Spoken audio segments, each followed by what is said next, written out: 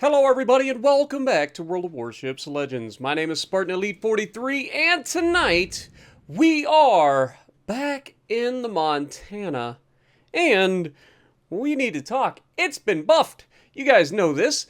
Those of you who watched my patch notes videos knows that this thing was buffed. What was buffed about it? Well, several of the areas of the ship had HP. God, I turned British for a moment. Help! Take some of the HP from some of the hit points of the areas of the different ships, like the superstructure, the fore and aft sections of the ship, so on and so forth. Different parts of the ship had HP removed, hit points removed, making it less easy to damage, essentially. So it gets saturated much quicker, so it doesn't take as much damage, making it tankier overall, as if the Montana already wasn't tanky to begin with. I guess. But it also had another buff. It got a slight buff to the AP damage. It also got a slight buff to the accuracy of the main guns. It went from a 0.9, I think, to a 2.0 or a 0.8. It was either a 1.8 to a 1.9 or a 1.9 to a 2.0. I can't remember which one it was, but it's a small buff. Like, it's a very small buff to the overall dispersion of the ship. But more accuracy, better accuracy, right? Now, we are on Warrior's Path, and we are going to have us a game to remember, folks. Not quite what you would expect, but a perfect example to showcase this thing's increased durability as we get caught broadside to an Alaska who is immediately going to make us pay for it. Bonk. Yeah. Not too shabby. It was about 3,000 damage, somewhere in that neighborhood. We hit him harder than he hit us, but still didn't hit him that hard. Only 7,800. But as you can see, there's quite a few bad guys over here. And our teammates are not exactly going to be the greatest in the world. But we will do everything we can to give us the best possible chance to win. Because that's what we do. We do everything in our... Oh my god, Ibuki. Really? Wonder how that's going to go. Bonk. Dude has lost all his hit points. But that was a much better salvo on the Alaska this time. Over 14,000 damage this time. Taking him down to about half his hit points. And not to be outdone by the Ibuki, our battleship buddy has decided he wants to pull out in front of everybody as the Lucian goes down to the enemy Montana. But our battleship comes out broadside in front of everybody and makes another turn, and I wonder how that's going to go for him. I'm sure it'll be perfectly fine, right? He's lost quite a bit of health, shocker. But we're going to keep trying to put some shells on target, and we're getting relatively bad groupings so far. Sorry about that, yawn. It is currently 6:30 in the morning. I just finished a stream for ARC not too long ago, and so yeah. Unfortunately, our battleship buddy over here has been... Oh my god. Go ahead.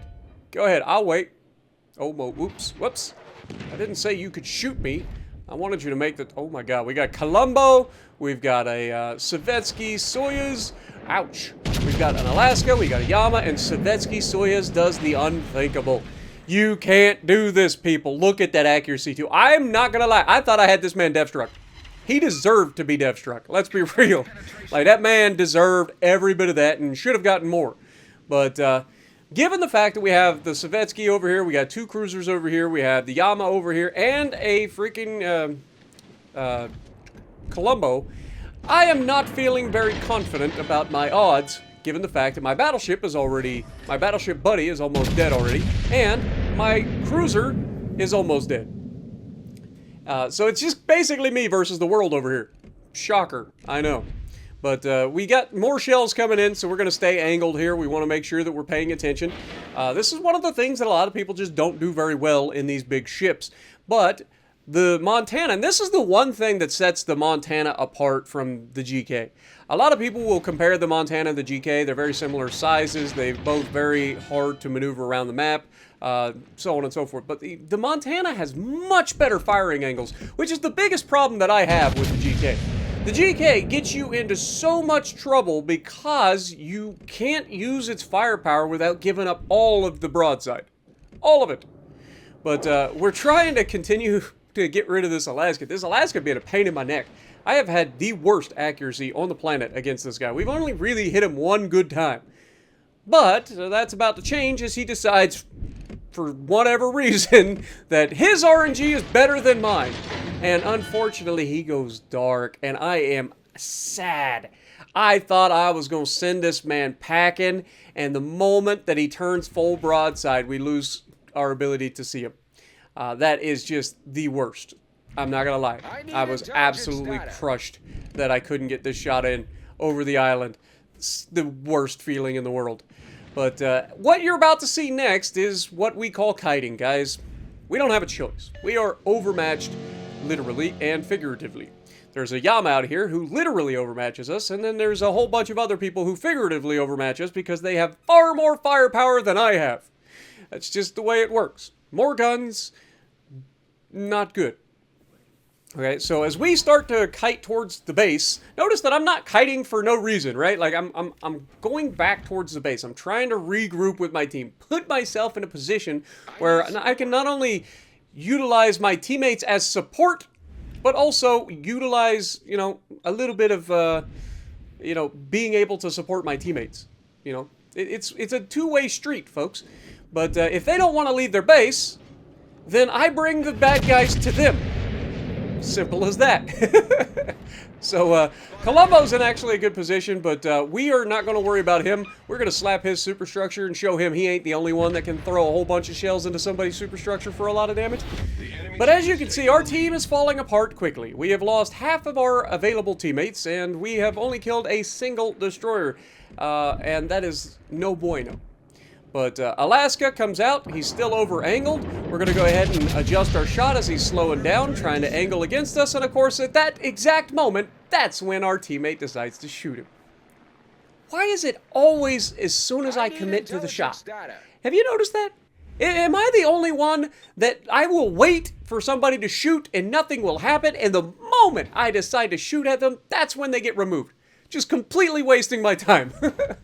I can't be the only one. But, yeah, we have ourselves a situation here, folks. But this is where we have to exercise patience and paying attention to what's going on around us. So we got another good shot into the Columbo's superstructure. The Yama has a beautiful look at our broadside right now, which is never a good idea. So we got to turn back away, but we're running out of room to kite. We're up against the edge of the map, so we don't really have a choice here. If we hit the edge of the map, we are screwed. Oh my God, did you see that accuracy? No. Where's that accuracy on my Yama? Wait for it. Yep, that doesn't feel good. But could have been a lot worse. If we weren't angled, would have been a lot worse. But we get a shot out at the Yama. Not a very good result, unfortunately. Only a single good penetration. Everything else hit everything but his ship, which is unfortunate. But we have to play smart here, folks. We can't give up too much of our broadside when we have a person ready to yeet us. Oh, yep, that's why. That's exactly why you can't do it. Don't give up too much of your broadside. Yeah, I mistimed the Yama's shot there. Yama reloads real fast for a big battleship, and it catches you off guard a lot, especially in something that just doesn't like to turn. So we take a huge hit there, which is catastrophic, potentially. But one of the things you're going to notice is I'm going to have to run into the border here. I have to stay angled. I have to try. But notice that because the Columbo decides to smoke up, that gives me the chance to pull off a maneuver. What maneuver am I talking about? It is the I'm turning back in and I am going to catch you turd waffles off guard maneuver. It's patented, patent pending, I should say. We haven't patented it yet, but we're working on it. But we're coming around. We didn't actually run into the border, and we want to get to an angled position. And oh my God, please do. Go ahead, Yama. Make my day. You slap my broadside, I got 12 guns ready to do the same to you. Now, he slows down a little bit. He does over-angle. Our Brisbane gets depth struck by a god-darn destroyer, which is just stupid. I'm sorry. I'm throwing that out there. If you get depth struck in a radar cruiser by a freaking destroyer, you're part of the problem with this game. Anyway, We get a good shot into the Yama, absolutely crushing him. Didn't get a Citadel, unfortunately, but we have absolutely ruined him. And we're back into an angled position where the people that are up against us are very, very unlikely to do a lot of damage. We take another shot at the Yama because he's the one that overmatches us and is the biggest threat to us. So we get a really, really bad shot, I'm not gonna lie. That one, I felt that one in my loins. It was not preferable. But we've got a Columbo here who just, you know, sometimes you just got to understand when and when not to go for the full broadside. And when you have somebody looking back at you who's about to be loaded and has their guns ready to go, you cannot go full broadside. Yeah, he's lucky to not be sent packing. Luckily for him, he gets a little bit of a turtleback armor scheme. But now I have no choice. Fortunately, the Yama goes down. I have to try to get angled as much as I can. If this Columbo shoots my superstructure right now, there's a real possibility he could just kill me. 25k is a lot to try to take from a single salvo, but Columbo is fully capable of it. We've seen it. We've done it. But he gets a very good shot into us. That takes us down about 10k. We're losing health from the Soyuz as well. We get a shot into the superstructure on the Columbo, and look at the Soyuz. What are you doing? They have written me off, folks. This is disrespectful in the highest regard. You are in a Russian battleship, sir. What the f are you doing going broadside to a goddamn Montana? Now, maybe he thought he was going to beat my reload and he was going to kill me. And fair enough, he probably should have. But that's a big gamble, and the front guns say hello as we take all of his hit points, and the rear guns are about to come around into firing position, and we are going to wrap this man up and package him for his family. Taking us up to 212,000 damage with just 1,000 hit points left.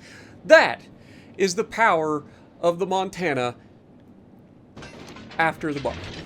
Unfortunately, our battleship is about to get yeeted. Oh my god, he lives. He lives. Now, this is the part where the match gets very, very frustrating. We have the points lead. We have two battleships in position to help this gunboat destroyer in the gearing counter the destroyer that is clearly in the cap with him. I want to reiterate, this is a gearing. One of the most prolific gunboat destroyers in the game. And he is settling for staying in a smoke in the cap with another destroyer. Why? Well, I'll tell you why. There's one of two reasons. One, this guy's just flat out a potato. It happens. We've all done it. We've all been there. It's potato city sometimes, right? We all potato occasionally. So maybe this guy's just a potato. He doesn't realize the guy's in the cap with him, despite the fact that cap says contested. Shocker. And two, what's more likely is, oh my god, no. Oh, we got real lucky there, I ain't gonna lie. But what's more likely is that this destroyer does not run twist and track or perceptive, because he clearly has no idea the direction of where this destroyer is in the cap. And so he's less likely to find the destroyer and get rid of him. So what does he do instead? Well, he charges the island towards the Yama. Now, I hate to break it to you, but I cannot survive a fight with 1,000 hit points against a Yama who's bow tanking. And, worse than that, our destroyer managed to get himself spotted, drop his torps at the Yama, and then just run away. He doesn't actually, he gets shot by the Yama too. So like, I don't understand what this guy's thought process is in the gearing. But I'm waiting for this moment, because I know what's going to happen. I can't see because our destroyer's hiding behind an island now because he just got shot by the Yama. Yama gets his shot away. I'm going to have to take a shot just to try to get something out there because I know I'm dead. He does land a torpedo on the Yama. Fair enough. But I go down. The other battleship also has no hit points. And because of that, we are going to lose this match. All because this destroyer player refused to counter the destroyer. Why are you going to try to kill the battleship instead of just countering the destroyer?